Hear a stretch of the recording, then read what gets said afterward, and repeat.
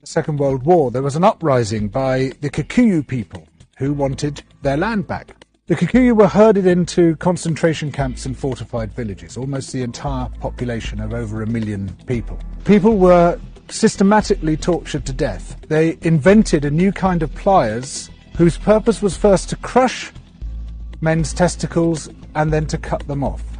They raped women with bayonets. They raped men. Similarly, a favourite technique was to ram sand up the rectum with a stick. Sometimes they were rolled up in barbed wire and kicked around the compound until they bled to death. Some of the British soldiers boasted about this. This is within living memory. The Colonial Secretary lied about it. The papers documenting it were burnt.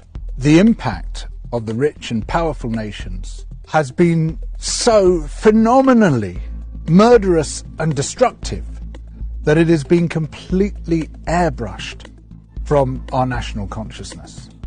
In order to justify the land-grabbing colonial projects, you had to create an ideology. We, the Europeans or the Americans, have come to rescue the rest of the world from its depravity and backwardness.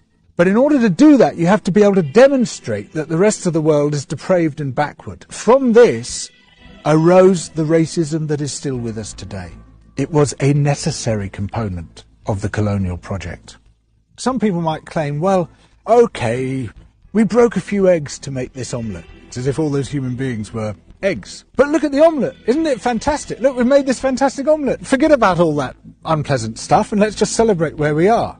Where we are is a continuation of the project. We commodified people's land and people's labour and turned it into our property. We're also destroying the rest of the living world alongside it. We don't have to be like this. We are the same human beings as anybody else. We're all part of the same big human family. We just have to recognise that, accept that. And of course, within Western countries, there are plenty of brilliant people resisting colonisation, both internal colonisation within our own countries and external colonisation of other people's countries.